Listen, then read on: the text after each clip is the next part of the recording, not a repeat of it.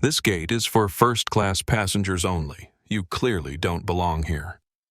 The words sliced through the crowded boarding area of LAX Terminal 7 like a blade through silk.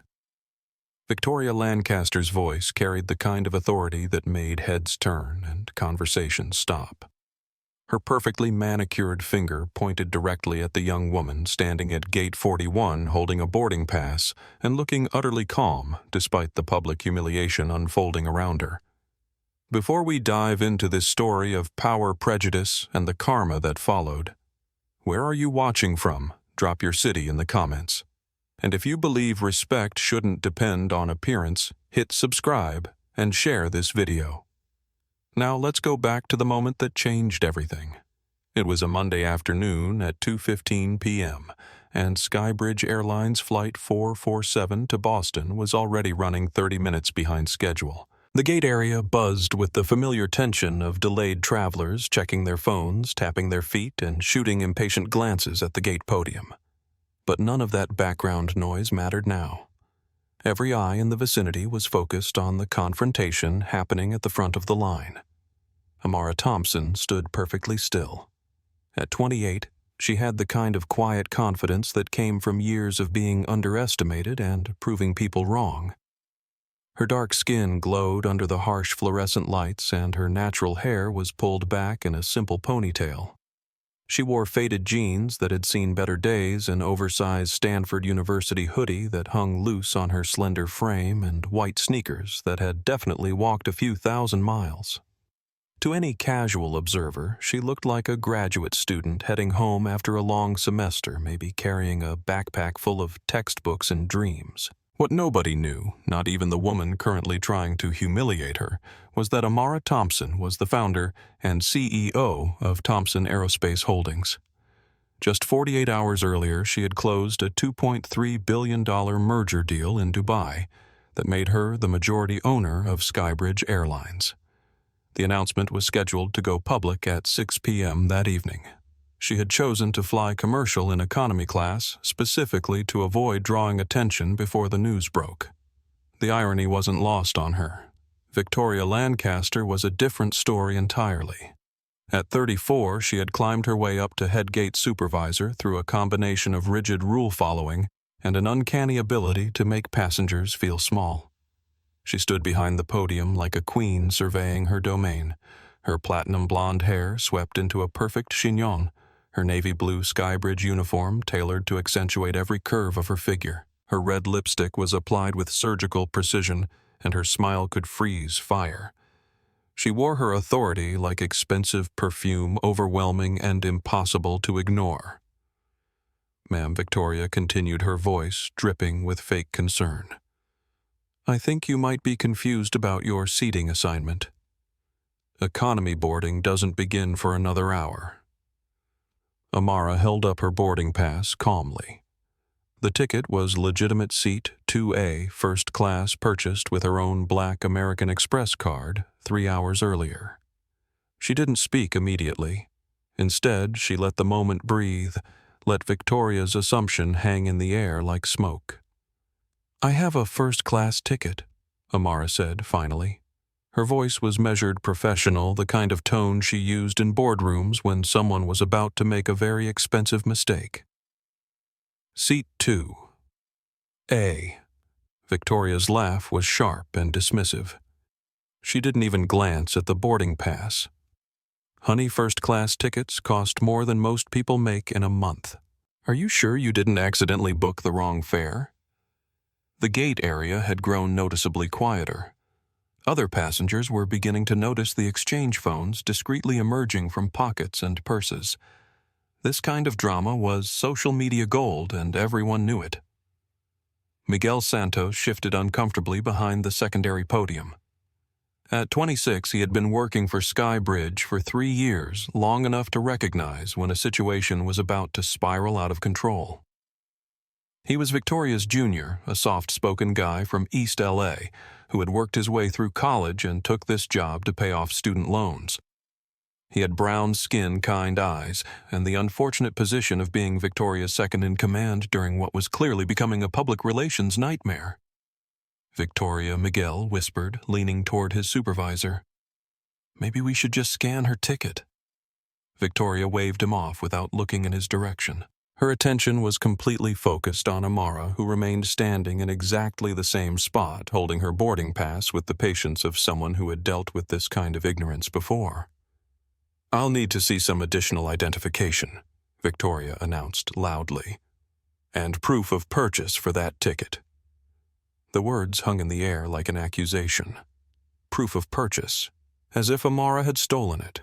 As if the very idea of a young black woman in casual clothes holding a first-class ticket was so implausible that it required investigation. Bradley Thompson, a 45-year-old white businessman in an expensive suit, nodded approvingly from his position in line.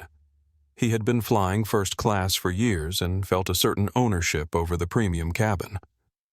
Finally, he muttered to the woman next to him, someone's actually checking these things properly. But not everyone was nodding along. Jessica Kim, a 23-year-old college student from UCLA, had pulled out her phone and was already filming.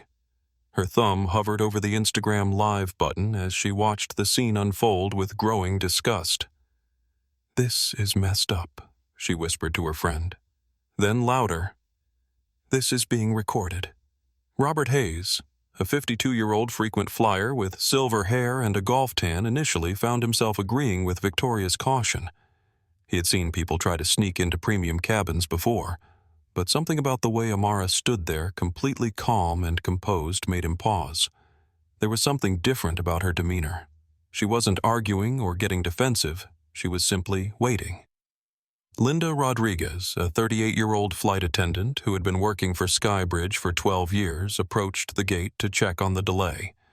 She took one look at the scene unfolding and felt her stomach drop.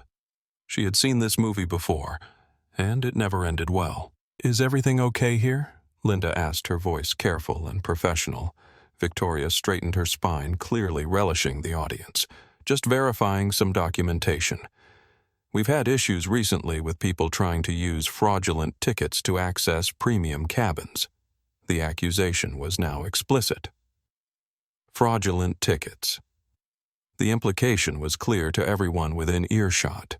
This young black woman was trying to steal a seat she couldn't afford. Amara took a deep breath. She could feel the weight of every stare, every whispered comment, every phone camera pointed in her direction. This moment would define how she handled the next few hours, and how she handled the next few hours would define her leadership of the company she now owned. "My identification is right here," she said calmly, reaching into her hoodie pocket and producing a California driver's license. "And my ticket was purchased at 11:47 a.m. today with my personal credit card." Victoria took the ID with the kind of exaggerated care usually reserved for handling evidence at a crime scene. She held it up to the light, examining it as if looking for signs of forgery. Her red nails clicked against the plastic as she turned it over in her hands. "This photo looks different," Victoria announced. "Your hair is straightened in the picture." "I had it done professionally that day," Amara replied evenly. "For a business meeting." What kind of business meeting? Victoria's question was loaded with skepticism. The gate area had grown almost completely silent now. Even the delayed boarding announcements from other gates seemed to fade into the background. This was no longer just a boarding procedure. It was a public trial with Victoria as the prosecutor and Amara as the defendant in a case she hadn't known she was being charged with. Jessica Kim made her decision. Her thumb pressed the Instagram Live button, and within seconds, viewers began joining the stream. The comments section immediately lit up with reactions as people realized what they were witnessing. Miguel checked his watch nervously. The plane was already behind schedule, and this confrontation was making things worse by the minute. He caught Linda's eye and saw his own concern reflected there. They both knew this was wrong, but neither of them had the authority to override Victoria's decisions. Ma'am Victoria continued, her voice now carrying a note of triumph. "I'm going to need you to step aside while I verify your ticket in our computer. There's been an increase in fraudulent bookings recently, and company policy requires additional screening for suspicious transactions. Suspicious transactions. The phrase echoed through the gate area like a slap. Amara felt the familiar burn of injustice in her chest, the same feeling she had experienced countless times growing up in college and business meetings where she was the only black face in the room.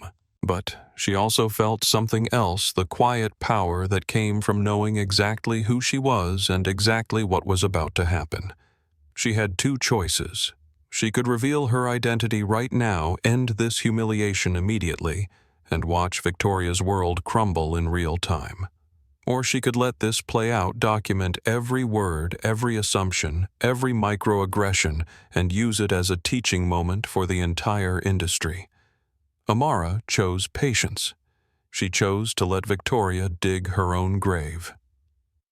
"I'll wait," she said, simply stepping to the side of the podium but remaining clearly visible to the growing crowd of passengers and the multiple phones now recording the encounter. Victoria's smile widened. She thought she had won the first round. She had no idea the game had just begun. Victoria Lancaster had always believed that authority was like expensive perfume, you had to apply it liberally for people to notice. Standing behind her gate podium, she felt the familiar rush of power that came from being the gatekeeper, literally and figuratively, between passengers and their destinations. Today, with a packed flight and a delayed departure, she was in her element. "Security to Gate 41, she announced into her radio, her voice carrying across the boarding area like a pronouncement. "We have a passenger exhibiting suspicious behavior." The words hit Amara like cold water, but her expression didn't change. She stood exactly where Victoria had directed her hands, clasped calmly in front of her boarding pass, still visible in her right hand. Around her, the atmosphere shifted. Passengers who had been scrolling through their phones or reading magazines now found themselves reluctant witnesses to something that felt increasingly ugly. Miguel Santos felt sweat beading on his forehead despite the airport's aggressive air conditioning. He had worked under Victoria for 8 months, long enough to recognize when she was about to cross a line she couldn't uncross. He approached her station carefully, keeping his voice low. "Victoria, maybe we should just run her ticket through the scanner," he suggested. "The flight's already delayed and—" Miguel Victoria interrupted her tone sharp enough to cut glass. "I am the senior supervisor at this gate. When I need your opinion on security protocols, I'll ask for it." She turned back to her computer screen, fingers clicking across the keyboard with theatrical precision. The truth was, she could have verified Amara's ticket in 30 seconds. The Skybridge computer system was designed for efficiency, not drama. But efficiency wasn't the point. The point was establishing dominance, proving that certain types of people didn't belong in certain types of seats. Jessica Kim's Instagram live stream had grown to over 200 viewers in just 3 minutes. Comments poured in faster than she could read them. "This is disgusting. Someone needs to help her. I'm calling Skybridge customer service right now. This is why I hate flying." Jessica held her phone steady, making sure to capture both Victoria's performance and Amara's dignified response. She had never witnessed discrimination this blatant, this public, this recorded. For anyone just joining, she whispered into her phone, "A gate agent at LAX is basically accusing this woman of having a fake ticket just because she's black and dressed casually. This is insane." Bradley Thompson, the businessman in the expensive suit, found himself in the uncomfortable position of having his earlier approval challenged by the growing evidence that this wasn't about security at all. He watched Amara's calm demeanor and began to wonder if he had jumped to the wrong conclusion. But admitting error wasn't in Bradley's nature, so he doubled down. "Look," he said to the woman next to him, "she should have just shown her ID from the beginning. If you have nothing to hide, you comply with security requests." Robert Hayes, the frequent flyer with silver hair, turned to Bradley with a frown. "She did show her ID. She showed her boarding pass. What else do you want her to do?" The conversation rippled through the waiting area. Passengers began choosing sides, some supporting Victoria's thorough security, others recognizing the obvious bias playing out in front of them. The gate had become a courtroom with public opinion as the jury. Linda Rodriguez had seen enough. As a 12-year veteran flight attendant, she had witnessed every kind of passenger drama imaginable, but this felt different. This felt dangerous. She approached Victoria's station with the kind of diplomatic smile that had gotten her through a decade of dealing with difficult people. "Victoria, the captain, is asking about our boarding status," Linda said carefully. "We're already 30 minutes behind schedule." Victoria didn't look up from her computer screen. "Tell the captain that security takes precedence over punctuality. We're dealing with a potential fraud situation." Fraud. Linda's voice carried a note of surprise that she couldn't quite hide. Based on what evidence, inconsistent documentation, suspicious purchase timing, and passenger behavior that doesn't match the premium cabin demographic, Victoria recited as if reading from a manual. The words hung in the air like smoke from a fire. Premium cabin demographic. She had said it out loud, the quiet part that usually stayed quiet. The implication was clear to everyone within earshot. Young black women in hoodies didn't belong in first class. Amara heard it, processed it, and filed it away with all the other evidence she was collecting. Her phone buzzed in her pocket. Text messages from her assistant, her legal team, her board of directors, all wondering where she was for the 3 p.m. conference call that would prepare for the evening's acquisition announcement. She ignored them all. Miguel couldn't stay silent anymore. The weight of what was happening, the injustice of it, the sheer stupidity of it finally overcame his job security concerns. "Victoria," he said, his voice steady despite his racing heart. "I pulled up her record. She's a Platinum Elite member. Her account shows over 2 million frequent flyer miles." Victoria's fingers paused over her keyboard for just a moment. 2 million miles meant serious money. Serious travel, serious business. But she was too far in to back down now. "Miles can be purchased," she said dismissively.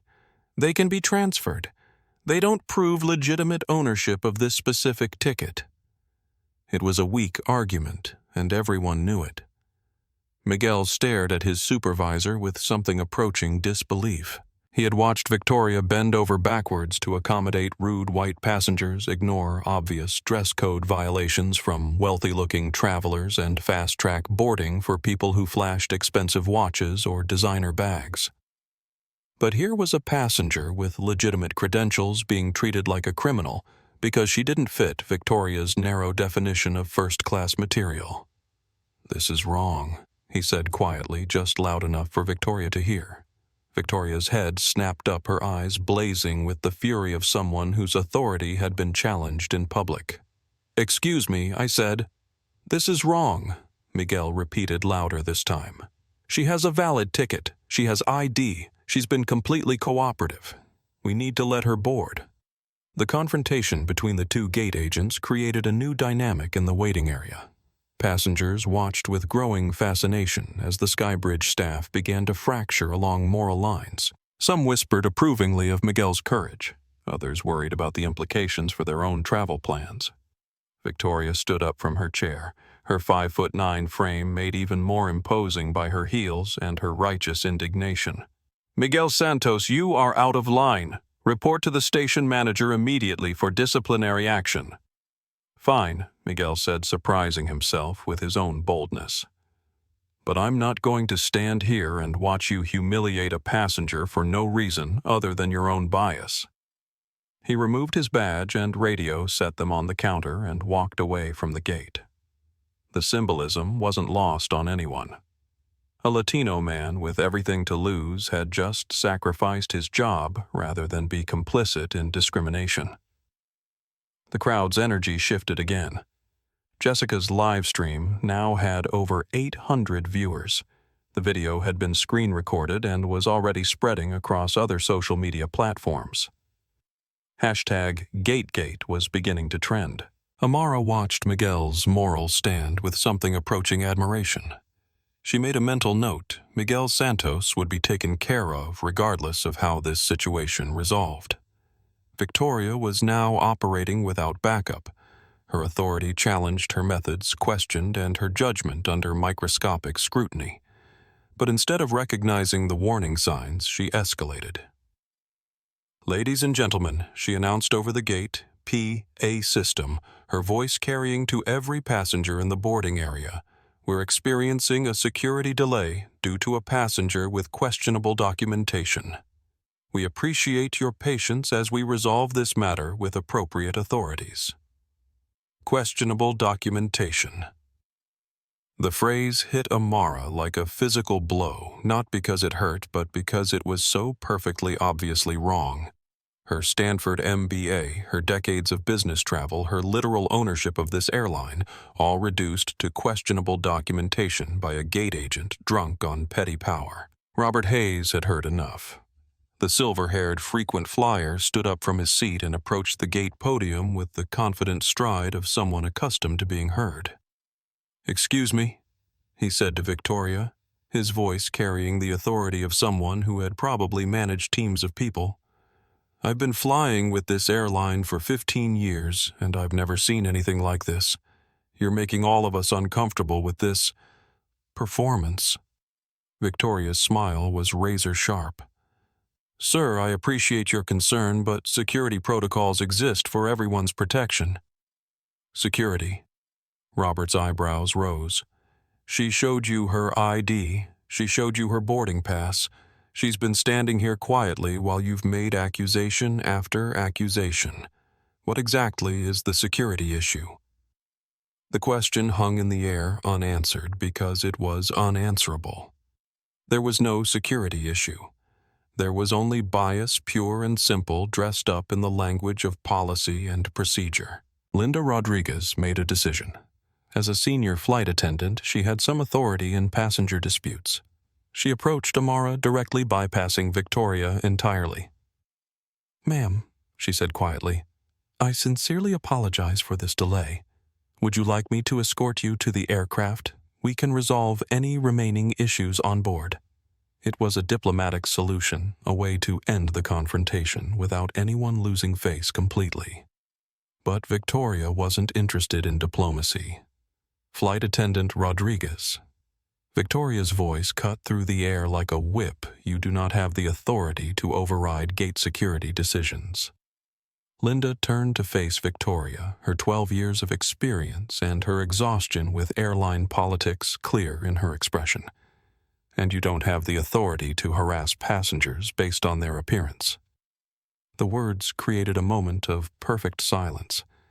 Even Jessica stopped whispering commentary into her phone. The battle lines had been drawn. Victoria standing alone behind her podium, her authority challenged by her own colleagues and questioned by passengers versus everyone else who could see what was really happening. Amara chose that moment to speak, her voice cutting through the tension with surgical precision. "I'd like to make a phone call," she said calmly. Victoria laughed, the sound harsh and grating. "Ma'am, this isn't a police station. You don't get a phone call." "Actually," Amara replied, pulling her phone from her hoodie pocket. "I do." She dialed a number stored in her contacts as Board of Directors emergency line. The call connected on the first ring. "This is Amara Thompson," she said, her voice carrying clearly through the gate area. "I need the LAX station manager's name and direct phone number. Priority Alpha Protocol." The words sent a chill through the crowd. Priority Alpha Protocol, Board of Directors emergency line. These weren't the words of someone trying to scam a free upgrade. Victoria's confidence wavered for the first time. "Ma'am, please hang up the phone and—" Amara held up one finger, not rudely, but with the unmistakable authority of someone conducting important business. She continued her conversation as if Victoria hadn't spoken. "David Rodriguez." "Yes, I need him at Gate 41 immediately. We have a situation that requires senior management intervention." She hung up the phone and looked directly at Victoria for the first time since the confrontation began. "The station manager will be here in approximately 3 minutes," she said calmly. "I suggest you use that time wisely." The 3 minutes that followed Amara's phone call moved with the strange elastic quality of time before an earthquake. The gate area had transformed from a routine boarding process into something resembling a courtroom, complete with witnesses, evidence, and the growing sense that justice was about to be served. Victoria Lancaster stood behind her podium, her earlier confidence now tinged with something approaching panic. She had built her career on the principle that passengers were temporary, but airline employees were permanent. Passengers complained, but they eventually went away. Employees, however, had to be lived with, worked with, and most importantly, they had the power to make her life difficult if she crossed the wrong lines. But this passenger was different. The phone call had been too smooth, too professional, too connected. Normal passengers didn't have direct lines to station managers. Normal passengers didn't use phrases like priority alpha protocol. And normal passengers definitely didn't get 3-minute response times from senior management. "Ma'am," Victoria said, her voice now carrying a note of uncertainty that hadn't been there before. "While we wait for management, perhaps we could resolve this more quietly. I'm sure there's been a misunderstanding." Amara's response was to check her phone where text messages were pouring in from her executive team. Merger announcement moved to 3 p.m. as requested. Legal standing by for statement review. PR team monitoring social media response. Board meeting confirmed for 4 p.m.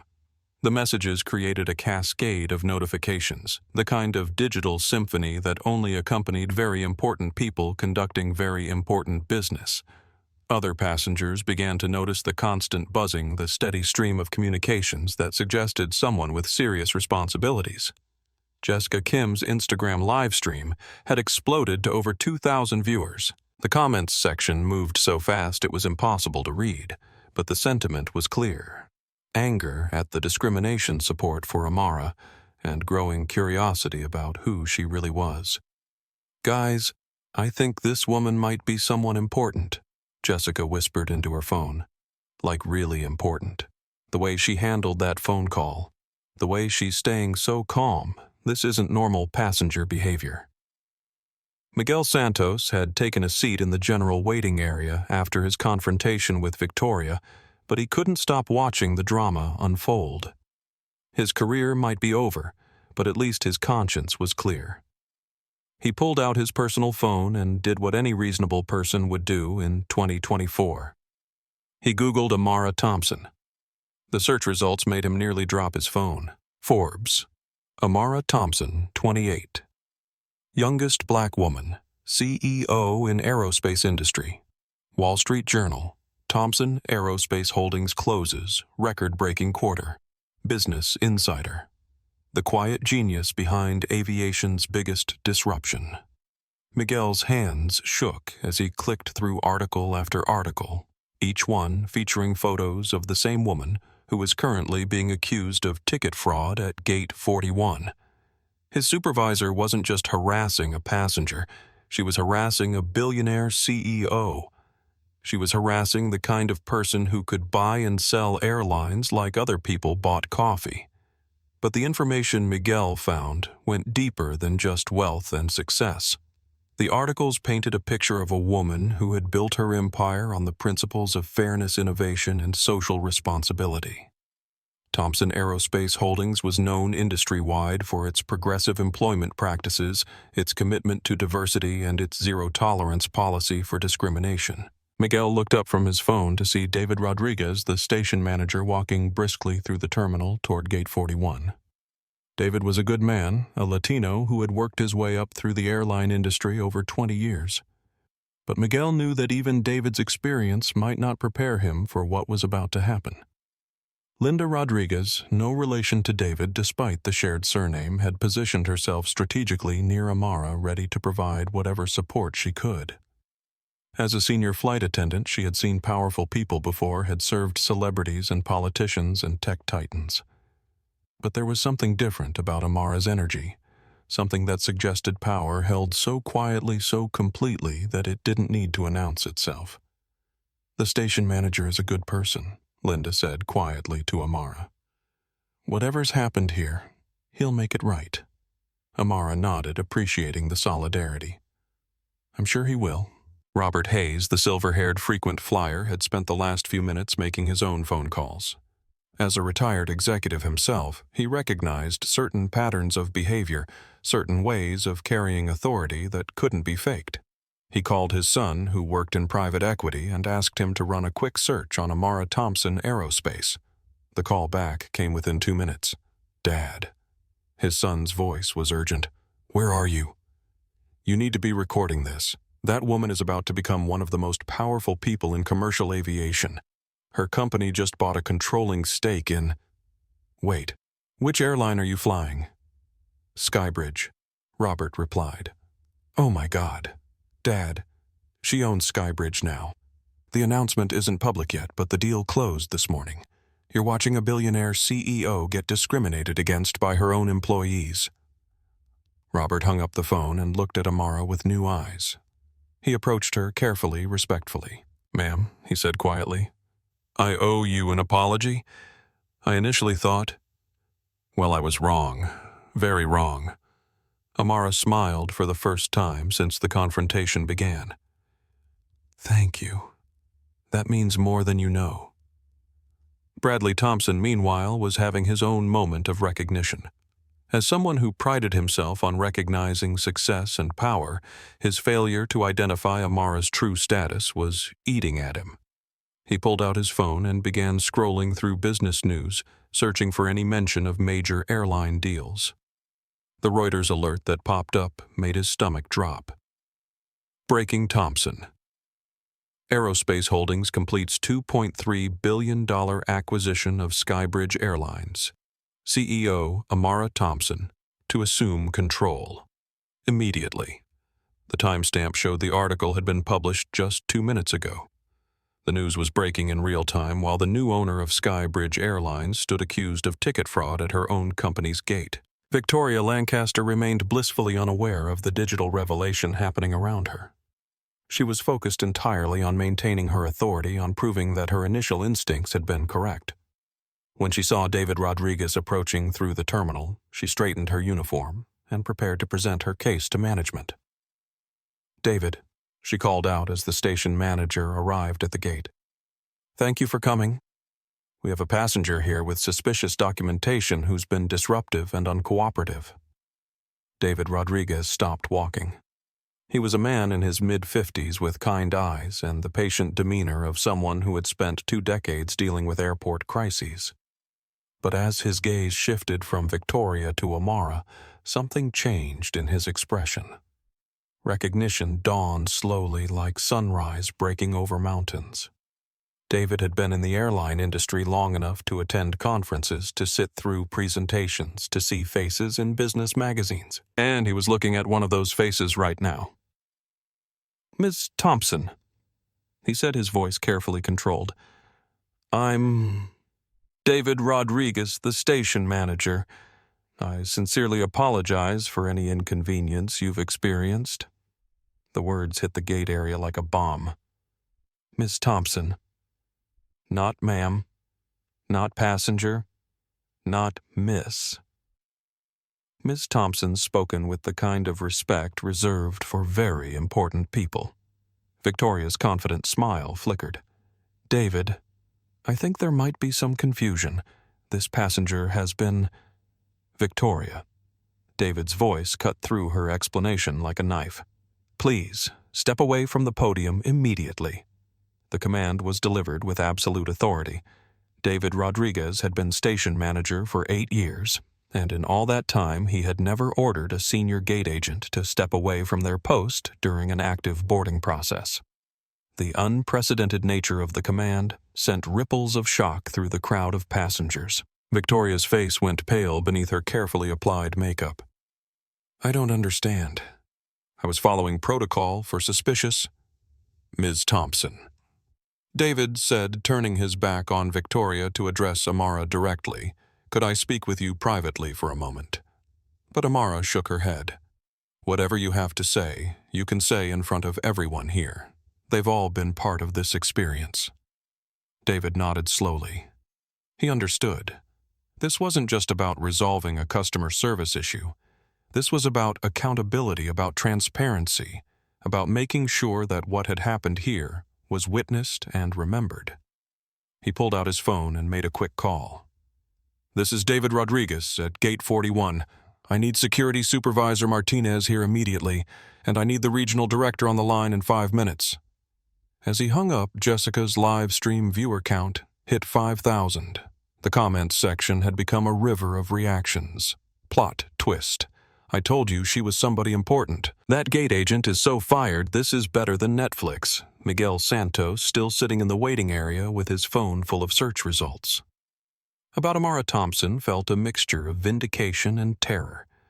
Vindication because his moral instincts had been correct.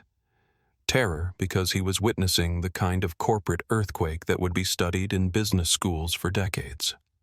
Linda Rodriguez had moved closer to the unfolding drama, her flight attendant training telling her that she needed to be ready for anything. She had seen passenger conflicts before, but nothing like this. The energy in the air felt electric, like the moment before lightning strikes. David Victoria tried again, her voice now carrying a note of desperation. I think we need to discuss this situation privately. There may be some misunderstanding about Victoria Lancaster. David's voice was firm, official, and carried clearly throughout the gate area. You are suspended from duty, effective immediately, pending a full investigation into your conduct. The words hung in the air like a judgment. Suspended, pending investigation, the phrases that ended careers and changed lives. Victoria's mouth opened and closed like a fish out of water. You can't. I was following procedure. I was protecting the airline from. You were discriminating against a passenger based on her race and appearance, David said quietly. And that passenger happens to be the new owner of this airline. The revelation exploded through the gate area like a sonic boom. New owner. Owner. The woman in the hoodie and jeans, the woman who had been accused of ticket fraud and treated like a criminal, owned the airline. Jessica nearly dropped her phone. Oh my God, she whispered into her live stream. She owns the airline. The woman they've been harassing owns the entire airline. Robert Hayes sank into his seat, overwhelmed by the magnitude of what he had witnessed. Bradley Thompson put his head in his hands, realizing that his earlier support for Victoria's actions had just been broadcast to thousands of people on social media. Miguel Santos felt a surge of hope mixed with disbelief. He had stood up to his supervisor to defend a passenger, not knowing that the passenger could literally buy and sell the company they all worked for. But Amara Thompson remained exactly where she had been standing for the past 20 minutes. Calm, composed, holding her boarding pass, watching as the truth finally came to light. The announcement was scheduled for 6 p.m., she said quietly, her voice carrying clearly through the now silent gate area. But circumstances have changed that timeline. She pulled out her phone and typed a quick message. Within seconds, news alerts began pinging on phones throughout the terminal.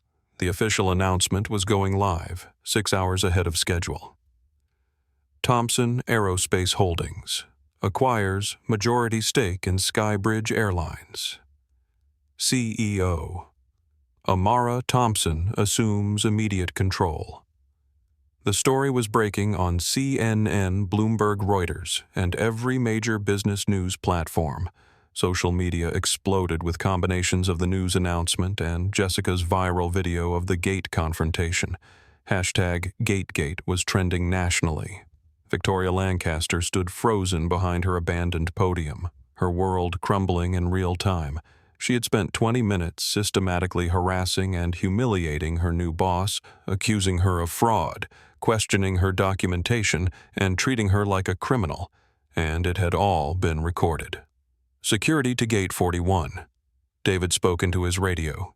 We need an escort for suspended personnel. As uniformed airport security approached, David turned to address the crowd of passengers who had become unwitting witnesses to airline history. "Ladies and gentlemen," he announced, "I want to personally apologize for the unacceptable treatment you've witnessed here today. This behavior does not represent the values of Skybridge Airlines, and immediate action is being taken to address this situation." But all eyes were on Amara Thompson, the woman in the hoodie who had just revealed herself as one of the most powerful people in commercial aviation. She looked around the gate area at Jessica, still filming at Miguel, sitting in the waiting area, at Linda, standing nearby at Robert and Bradley, and all the other passengers who had watched her humiliation unfold. When she spoke, her voice carried the quiet authority of someone who had just demonstrated that real power doesn't need to shout to be heard. "Change starts now," she said simply, and everyone listening knew that she meant it. The moments following David Rodriguez's announcement moved with the surreal quality of a dream becoming reality. The gate area at LAX, which had been buzzing with ordinary travel stress just 30 minutes earlier, had transformed into ground zero for what would become one of the most viral examples of workplace karma in social media history. Victoria Lancaster stood motionless behind the abandoned gate podium, her perfectly applied red lipstick now the only color left in her face. The security officers approaching her moved with professional courtesy, but their purpose was unmistakably clear. She was being removed from her position, escorted away from the scene of her own professional destruction in full view of the passengers she had spent her career managing. "This is impossible," Victoria whispered, her voice barely audible above the growing murmur of shocked conversation throughout the boarding area. "She can't be. I mean, look at her." But David Rodriguez was already pulling up the official announcement on his tablet, the press release that had just gone live across every major news platform in the country. The photos were unmistakable. Amara Thompson, in a tailored business suit, standing in a boardroom, signing the acquisition papers that made her the majority owner of Skybridge Airlines. "Ladies and gentlemen," David announced over the gate. "PA system," his voice carrying to every corner of the terminal. "I want to personally apologize for the unacceptable treatment you have witnessed here today. Effective immediately, Skybridge Airlines is implementing emergency protocols to ensure this type of discrimination never happens again." Jessica Kim's Instagram live stream had exploded to over 10,000 viewers, the comments scrolling so fast they blurred into a waterfall of outrage, amazement, and demands for justice. Major news outlets were already screen recording her feed, recognizing that they were witnessing the real-time documentation of a corporate earthquake. "This is absolutely insane," Jessica whispered into her phone, her hands shaking as she tried to keep the camera steady. "We just watched a billionaire CEO get racially profiled at her own airline. This is going to change everything." Miguel Santos sat in the waiting area, his phone buzzing with notifications as friends and family members sent him links to news articles about Amara Thompson.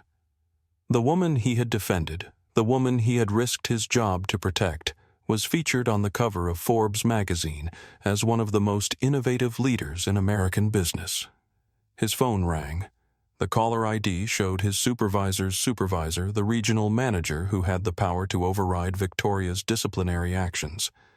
Miguel, the voice on the other end, was urgent, almost panicked. "Where are you right now? We need to talk immediately." "I'm at gate 41. Miguel replied, watching as David Rodriguez coordinated with security to manage the growing crowd of passengers and media attention. "I assume you've heard about what happened." "Miguel, listen very carefully. You are not fired. You are not disciplined. In fact, you're being promoted immediately to senior gate supervisor, and we need you to help manage this crisis. Can you get back to the podium?" Miguel looked across the gate area at Amara Thompson, who was now surrounded by airline executives who had materialized from various parts of the terminal. She caught his eye and nodded a small gesture of recognition and gratitude. "I'll be right there," Miguel said into the phone. Linda Rodriguez had positioned herself near Amara partly out of professional duty and partly out of genuine admiration for how the situation had been handled. As a 12-year veteran of the airline industry, she had seen plenty of passenger conflicts, but nothing that compared to the dignity and restraint Amara had shown while being publicly humiliated. "Ma'am," Linda said quietly, "is there anything I can do to help?" "Anything you need?" Amara smiled, the first genuine smile she had shown since the confrontation began. "Actually, yes. I'd like you to be part of the solution. Would you be interested in leading a new customer experience initiative?" Linda's eyes widened. Yes, absolutely. But I'm just a flight attendant. You're someone who stood up for what was right," Amara corrected. "That's exactly the kind of leadership we need." Robert Hayes, the silver-haired frequent flyer who had initially sided with Victoria before recognizing his mistake, approached Amara with obvious embarrassment. "Miss Thompson," he said formally, "I owe you a profound apology. My initial reaction to this situation was wrong, and I'm ashamed of my assumptions." Amara studied his face, seeing genuine remorse rather than damage control. "Thank you for saying that. What matters now is what we learn from this experience. I've been flying for 30 years, Robert continued, and I've probably witnessed discrimination before without recognizing it. Today opened my eyes. If there's anything I can do to help prevent this from happening to someone else?" "There is," Amara said immediately. "We're going to need passenger advocates, people willing to speak up when they see unfair treatment. Are you interested?" Robert nodded emphatically. "Absolutely." Meanwhile, Victoria Lancaster was experiencing the surreal process of having her entire professional world collapse in real time. The security officers had been polite but firm in escorting her away from the gate podium, and she now found herself in a sterile airport security office facing termination papers and the growing realization that her actions had been broadcast to millions of people. Ms. Lancaster, the security supervisor, said, his voice professional but grave. "You have the right to have a union representative present, but given the nature of this incident and the public attention, it's receiving Skybridge Airlines is implementing immediate termination for cause." Victoria's hands trembled as she signed the papers. 20 years of airline experience, 2 decades of building authority and seniority ended in 30 minutes because she couldn't see past the color of a passenger's skin and the casual nature of her clothing. "I want to appeal this," she said desperately. "There has to be some kind of process." "Ms. Lancaster," the supervisor replied carefully, "you discriminated against the owner of the airline on live video that's been viewed by millions of people. There is no appeal process for this level of misconduct." Back at Gate 41, news crews were beginning to arrive. The story was too big, too viral, too perfect for television news to ignore. A young black woman CEO being racially profiled at her own airline was exactly the kind of narrative that would dominate news cycles for weeks. Amara found herself at the center of a growing media storm, but her priority remained the passengers who had witnessed the incident and the employees who would be affected by the changes she was about to implement. "I want to make a statement," she announced to David Rodriguez, who was coordinating with airport public relations and trying to manage the influx of reporters. "Ms. Thompson." David said carefully, "Perhaps we should coordinate with your legal and PR teams first. This situation is very sensitive." "The situation is very clear," Amara interrupted gently. "Discrimination happened. It was wrong, and we're going to fix it immediately and permanently." She walked to the gate podium, the same location where Victoria had spent 30 minutes trying to humiliate her. Miguel, now reinstated and promoted, handed her the microphone that connected to the gate PA system. "Ladies and gentlemen," Amara's voice carried clearly throughout the terminal area. "My name is Amara Thompson, and as of this morning, I am the majority owner and CEO of Skybridge Airlines. The crowd of passengers, news crews, and airline employees fell completely silent.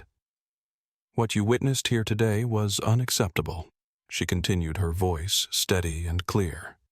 "No passenger should ever be treated the way I was treated, regardless of their race, their appearance, or their economic status.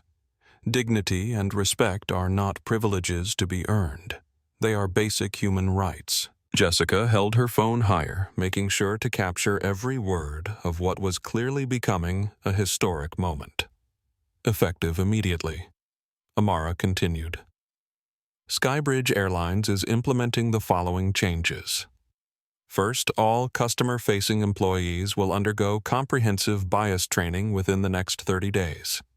Second, we are establishing an anonymous reporting system for discrimination complaints with direct escalation to executive leadership.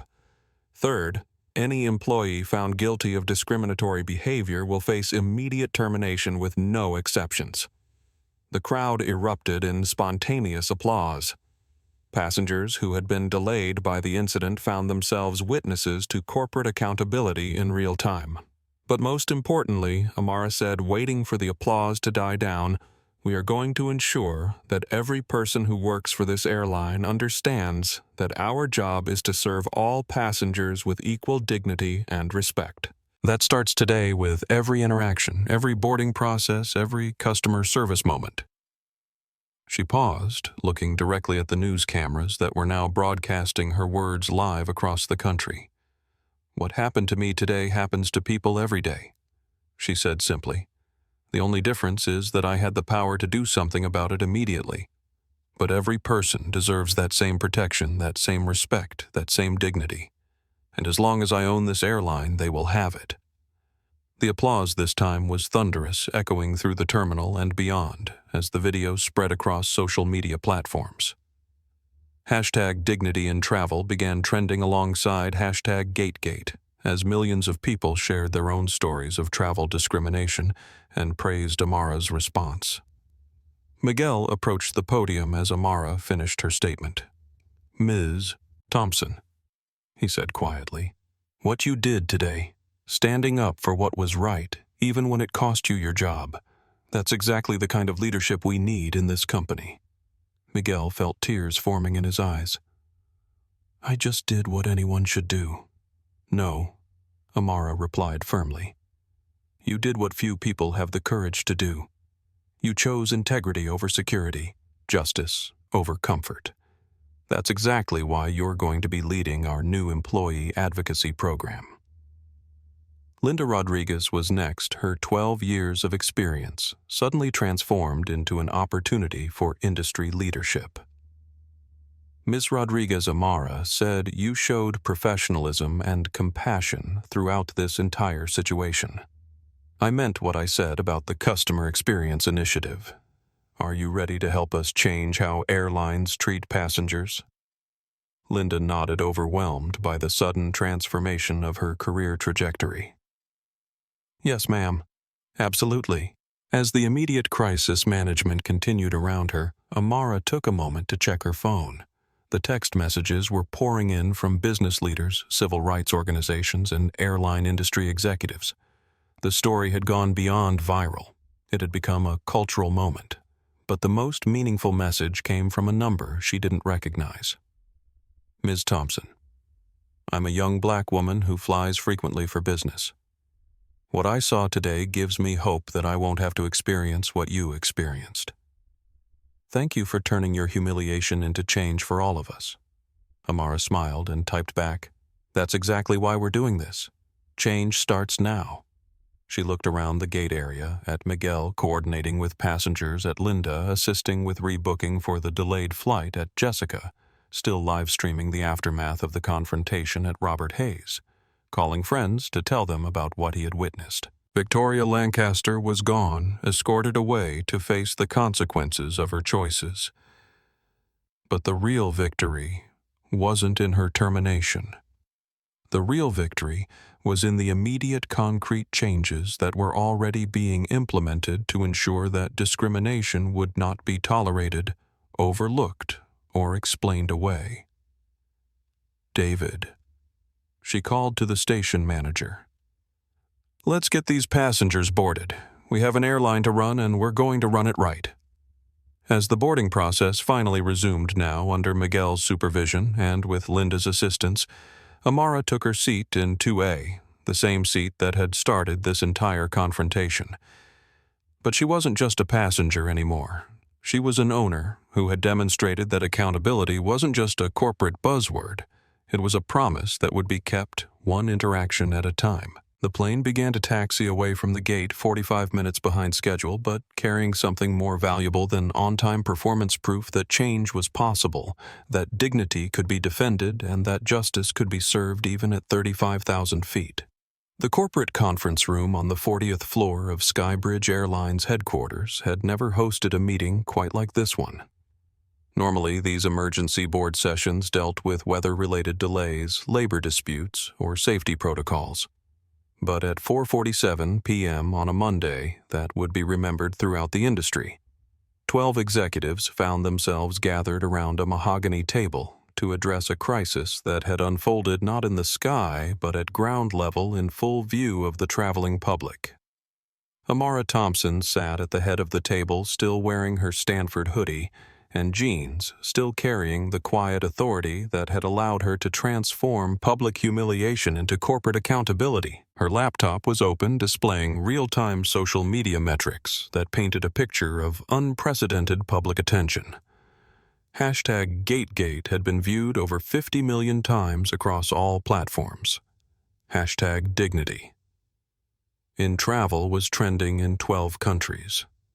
The original Instagram live video had been picked up by CNN, MSNBC, Fox News, and BBC. The story was no longer just about airline customer service. It had become a symbol of how discrimination could be confronted and defeated through principled leadership.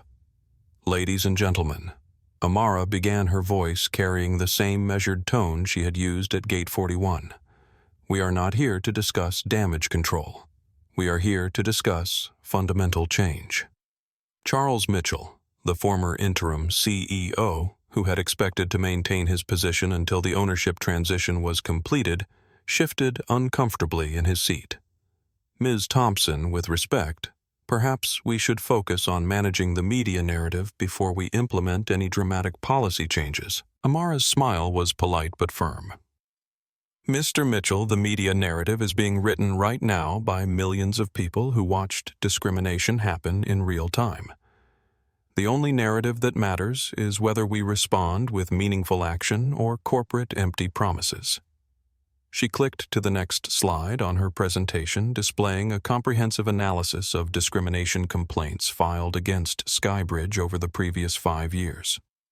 The numbers were sobering: 847 formal complaints, 312 involving racial discrimination, 89% of which had been dismissed as unsubstantiated or policy compliant. This data tells us that what happened at Gate 41 today was not an isolated incident. Amara continued. "It was the visible symptom of a widespread culture that has allowed discrimination to flourish under the cover of policy enforcement and security protocols." Rebecca Harrison, the chief operating officer, leaned forward in her chair. "Thompson, I want to be clear that we have always taken discrimination seriously. We have training programs, we have diversity initiatives." "You have programs," Amara interrupted gently. "What you don't have is accountability. What you don't have is consequences. What you don't have is a culture where employees like Miguel Santos feel safe speaking up when they witness wrongdoing." She clicked to another slide, this one showing the real-time employee response that had been flooding the company's internal communication systems since news of the Gate 41 incident broke. Message after message from Skybridge employees sharing their own experiences of witnessing or experiencing discrimination, their frustration with management's failure to address obvious problems, their gratitude that someone was finally taking action. "Our own employees are telling us that they've been waiting for leadership that would address these issues honestly," Amara said. "Today they got that leadership. The question is whether we're going to support real change or return to business as usual." David Rodriguez had been called up from LAX to participate in the emergency meeting via video conference. His face on the large screen showed the exhaustion of someone who had spent the last 6 hours managing the biggest crisis of his 20-year career. Ms. Thompson, David said, "I want to report that we've already begun implementing the immediate changes you announced. Miguel Santos has been promoted and is coordinating bias recognition training for all LAX Gate staff. Linda Rodriguez is working with our customer service team to develop new conflict resolution protocols, and we've established a direct hotline for discrimination complaints that bypasses local management." "Thank you," David, Amara replied. "That's exactly the kind of immediate action we need. But I want to expand this beyond LAX. I want these changes implemented company-wide within 30 days. Thomas Wright, the chief financial officer, cleared his throat nervously. "Ms. Thompson, the cost of retraining every customer-facing employee across our entire network would be significant. We're talking about over 30,000 people." Amara's response was immediate and uncompromising. "Mr. Wright, what's the cost of continuing to allow discrimination? What's the cost of viral videos showing our employees harassing passengers? What's the cost of federal investigations, lawsuits, and a workforce that doesn't trust management to do the right thing?" She pulled out her phone and showed the executives the latest stock price data. Skybridge shares had actually gained 8% since the incident went viral, with investors responding positively to the promise of ethical leadership and comprehensive reform. "The market is telling us that ethical leadership is good business," Amara continued. "Passengers want to fly with airlines that treat everyone with dignity. Employees want to work for companies that stand behind their values. This isn't just about doing the right thing, it's about doing the smart thing." Margaret Stevens, the head of human resources, had been taking detailed notes throughout the meeting. "Ms. Thompson, what specific changes do you want to see in our hiring and training protocols?" Amara clicked to her final presentation slide, which outlined a comprehensive reform program that she had been developing during the flight from LAX to the corporate headquarters. First, she began every hiring decision for customer-facing positions will include bias assessment and cultural competency evaluation. Second, all supervisors will undergo mandatory conflict de-escalation training with specific focus on recognizing and preventing discriminatory behavior.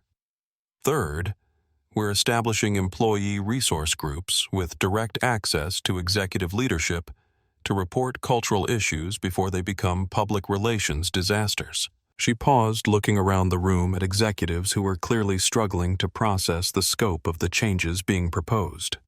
Fourth, we're implementing what I'm calling the Miguel Santos Protocol protection for employees who speak up against discriminatory behavior with guaranteed investigation and prevention of retaliation.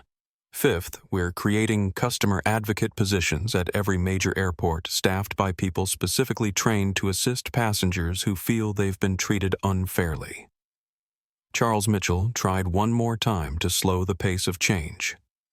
"Ms. Thompson, these are significant structural changes that typically require months of planning, budget approval, union negotiation."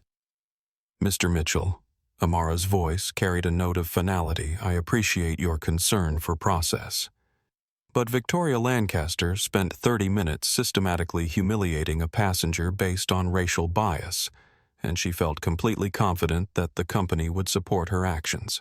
That tells me our current processes have failed completely." She stood up from the table, her presence commanding immediate attention from everyone in the room.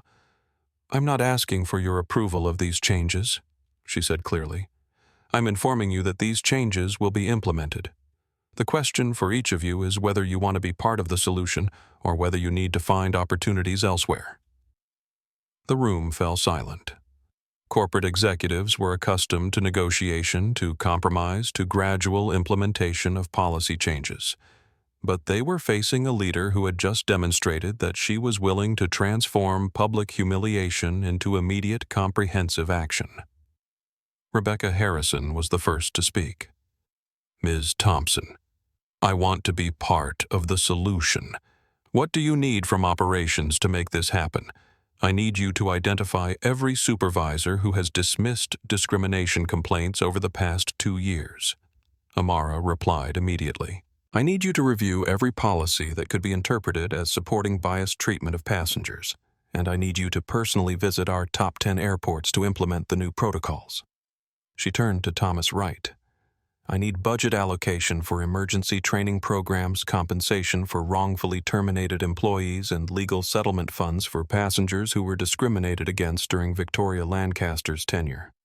Wright nodded clearly, recognizing that resistance was futile and counterproductive. How much should I allocate? Whatever it takes, Amara replied simply. This is not a cost center. This is an investment in becoming the kind of airline that passengers and employees are proud to be associated with. Margaret Stevens raised her hand. Ms. Thompson, what about Victoria Lancaster herself? Are we facing legal action from her termination? Amara's smile was grim. Mrs. Stevens Victoria Lancaster was terminated for cause with multiple witnesses and video documentation of discriminatory behavior. If she chooses to pursue legal action, she'll be defending her decision to racially profile passengers on live television. I'm confident in our position. She looked around the room one final time, making eye contact with each executive. Ladies and gentlemen, today we have the opportunity to transform this company from one that tolerates discrimination to one that actively prevents it. We can become the industry leader in ethical passenger treatment, the airline that employees are proud to work for, and the company that travelers choose because they know they'll be treated with dignity. David Rodriguez's voice came through the video conference system. Ms. Thompson, I've been getting calls from other airlines asking about our new protocols. The entire industry is watching how we respond to this situation. Good, Amara replied. Let them watch us do the right thing. Let them explain to their own passengers and employees why they're not implementing similar changes. As the meeting concluded, each executive left with specific assignments, immediate deadlines, and the clear understanding that excuses would not be tolerated. But more importantly, they left with something that had been missing from previous airline crisis responses leadership that was willing to admit problems existed and take concrete action to solve them. Amara remained in the conference room after the others had left, looking out at the airport tarmac where planes were taking off and landing in the golden afternoon light.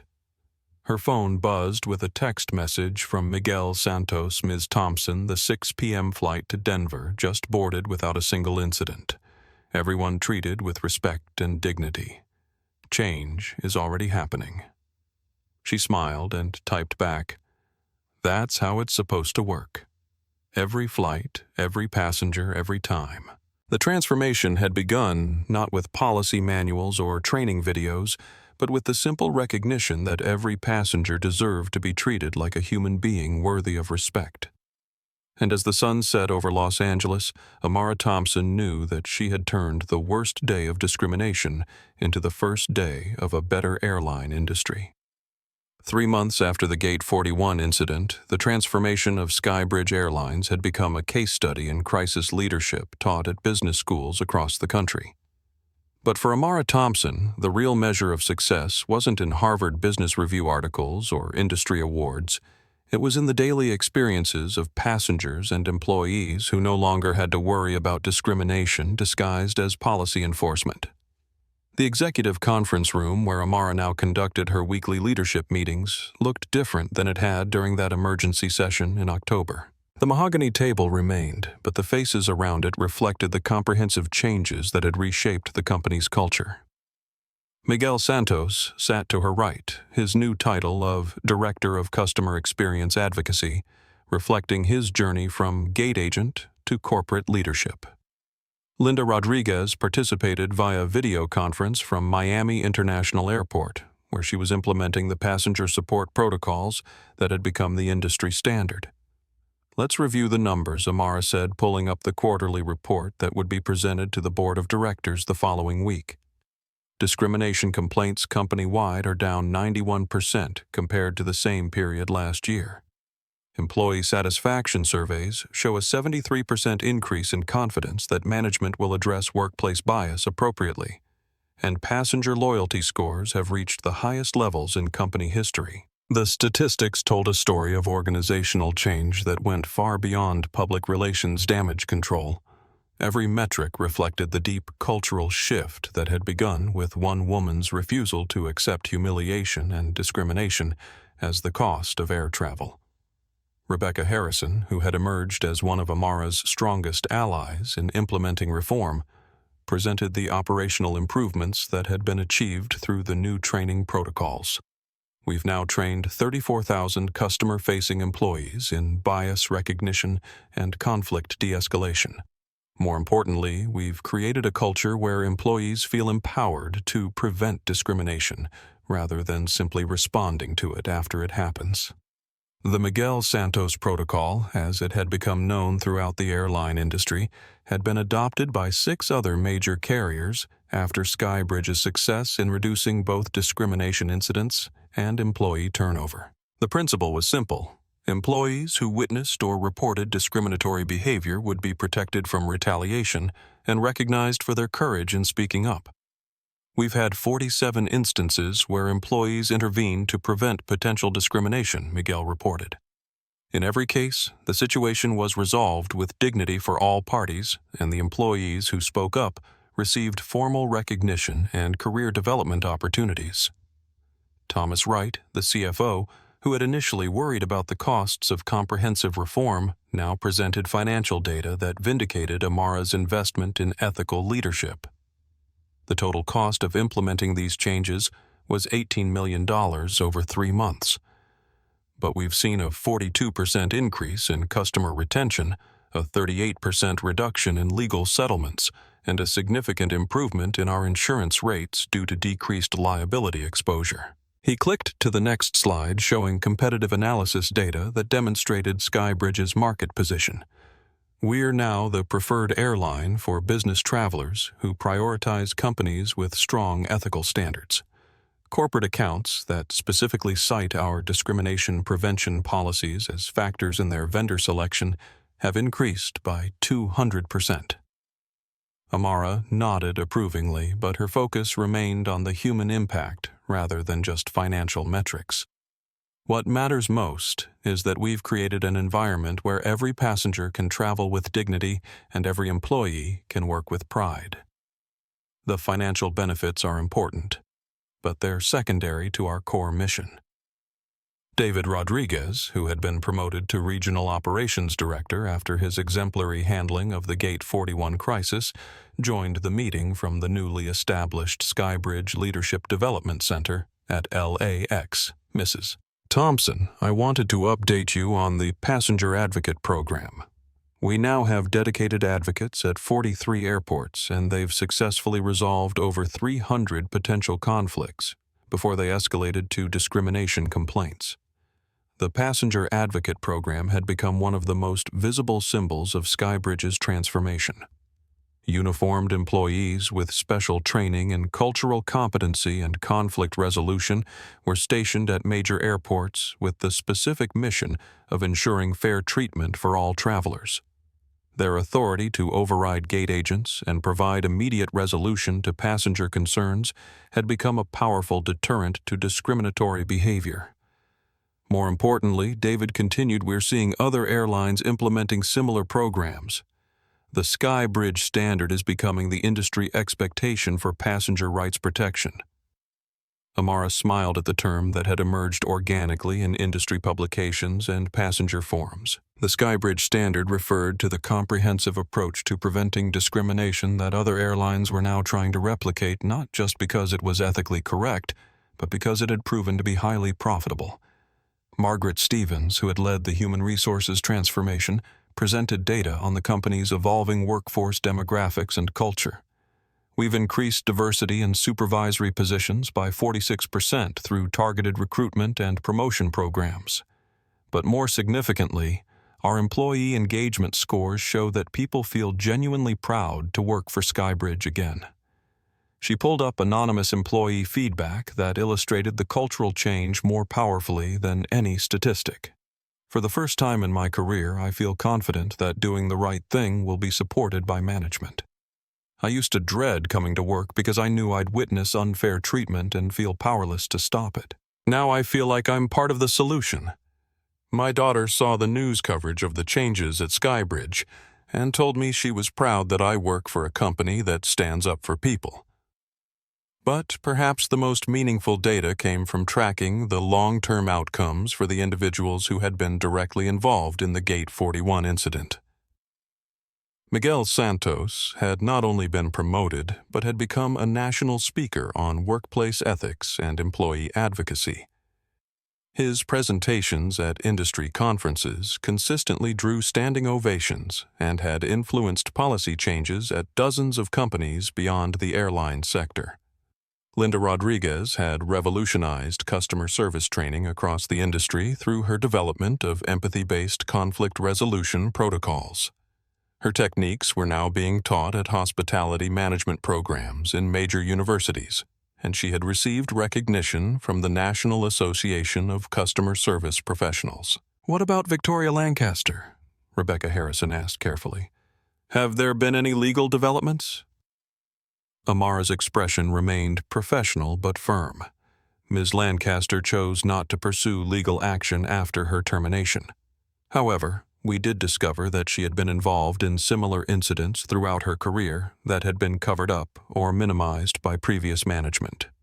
We've reached settlements with 12 passengers who experienced discrimination under her supervision, and we've implemented additional screening protocols to prevent hiring individuals with patterns of bias.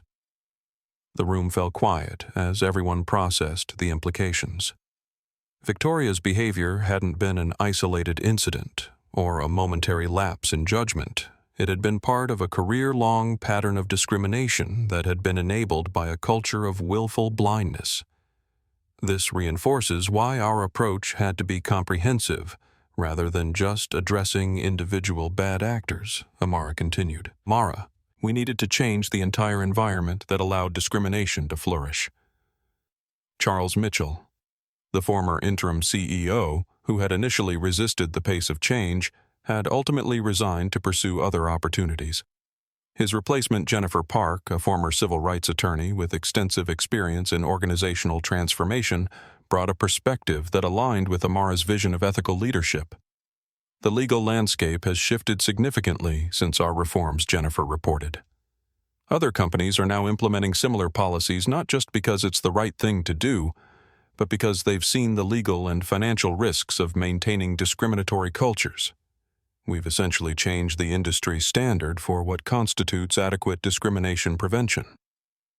As the meeting concluded, Amara reflected on the broader impact that had emerged from 30 minutes of injustice at Gate 41.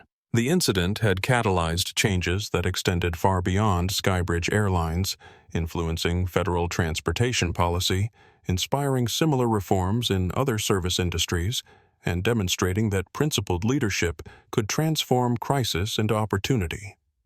Her phone buzzed with a news alert from the Transportation Security Administration.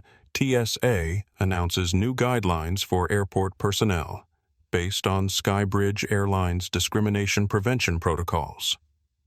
The changes they had implemented were being codified into federal policy, ensuring that what had happened to her at Gate 41 would be much less likely to happen to any traveler in the future. But the most meaningful measure of success came in the form of a handwritten letter that had arrived that morning from a teenage girl in Detroit.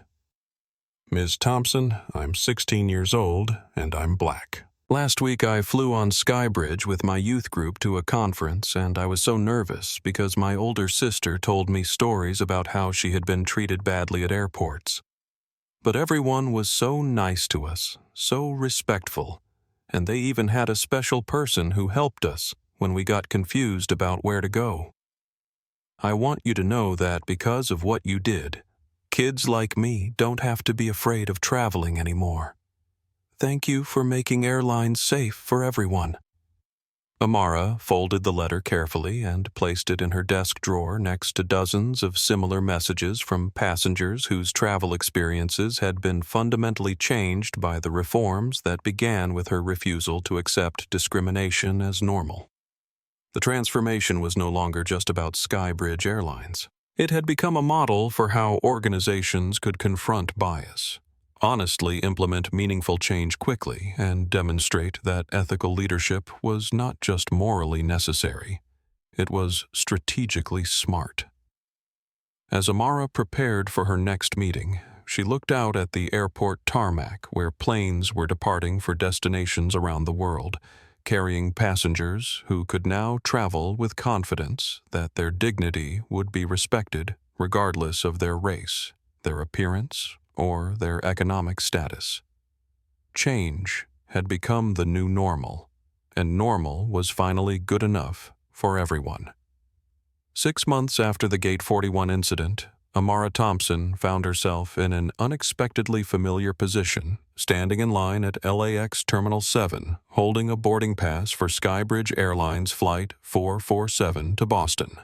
This time, however, she wasn't trying to avoid attention or blend in with other passengers. She was traveling openly as the CEO of the airline, conducting what had become a monthly tradition of flying commercial to personally observe the cultural transformation she had helped create. The difference was immediately apparent.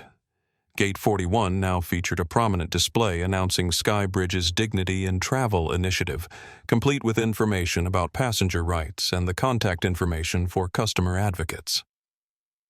Miguel Santos, now bearing the title Director of Customer Experience Advocacy, personally managed the boarding process with a team of diverse gate agents who had been thoroughly trained in the new protocols. Ms. Thompson Miguel said with a professional smile that couldn't hide his genuine warmth. "Welcome aboard. Seat 2. A is ready for you. And I want you to know that this boarding process represents everything we've learned over the past 6 months." Amara watched as Miguel and his team handled each passenger with consistent respect and courtesy. An elderly Latina woman with limited English received patient assistance with her seat assignment. A young black businessman in casual clothes was greeted with the same professional courtesy as the white executives in expensive suits. A family with young children was efficiently accommodated without any suggestion that they didn't belong in their premium cabin seats. Miguel Amara said quietly, "This is exactly what we envisioned.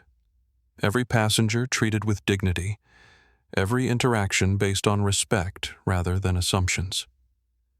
As she settled into seat 2, the same seat that had started this entire transformation, Amara reflected on the letters, emails, and social media messages that continued to arrive daily from passengers, employees, and industry leaders whose lives had been touched by the changes at Skybridge.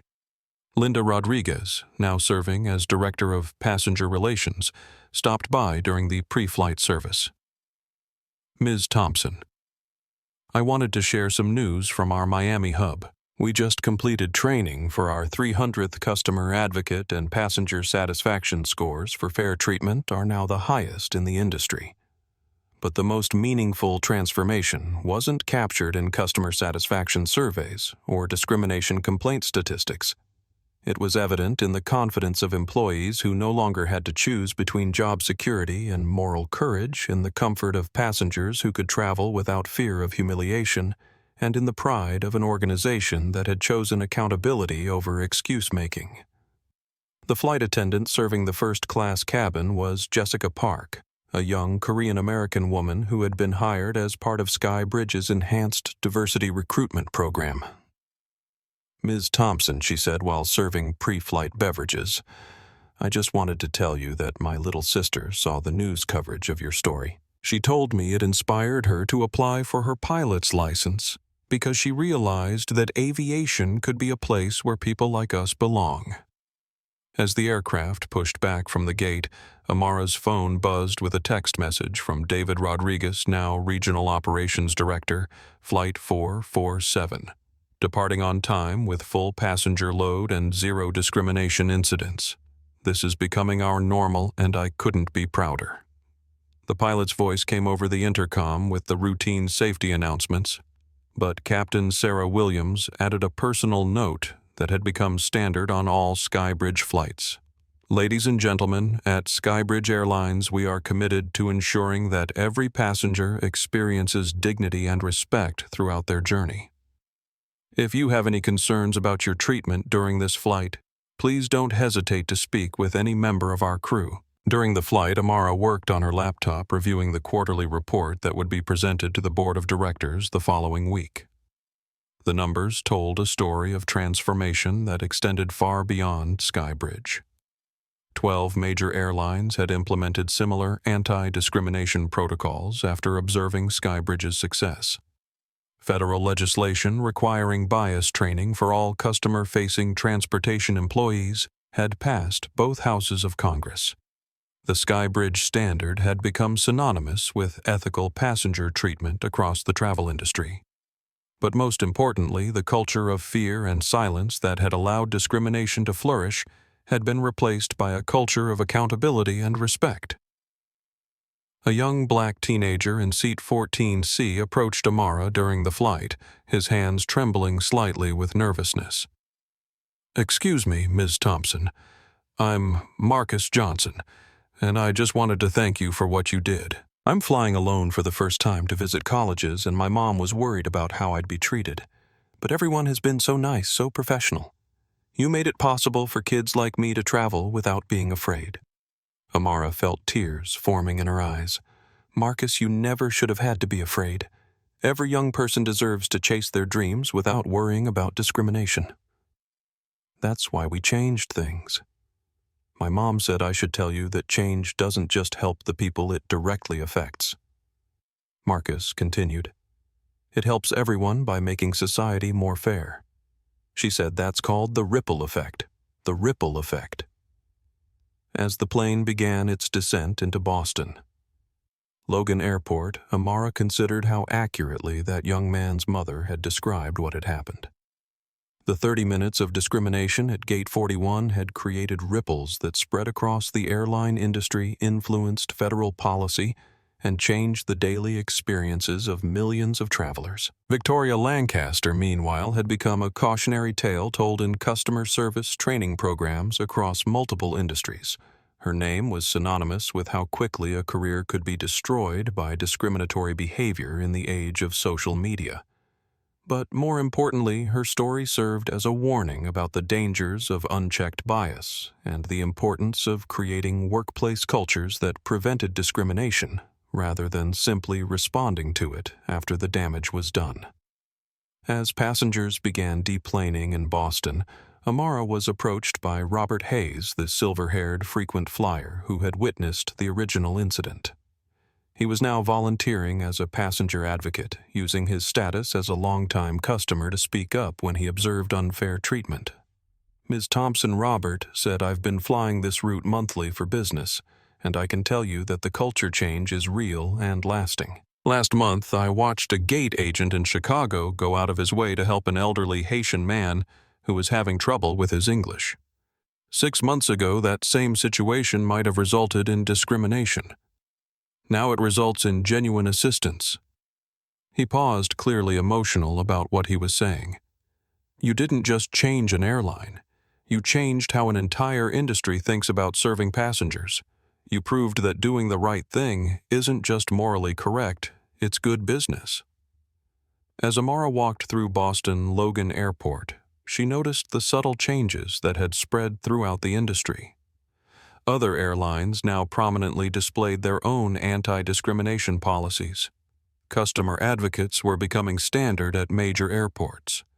Training materials developed by Skybridge were being used by companies across the service sector. But the most meaningful change was invisible: the quiet confidence of travelers who no longer had to worry that their race appearance or economic status would determine how they were treated while pursuing their dreams, visiting family, or conducting business. As someone who's followed these stories of justice and accountability, what strikes me most about Amara's story isn't the revenge, it's the restraint. She could have destroyed careers out of anger. Instead, she chose transformation over vengeance. When faced with public humiliation, she responded with public accountability. When given power, she used it to lift others up rather than tear people down. 3 key takeaways stand out. First, you never know who you're talking to. Treat everyone with dignity.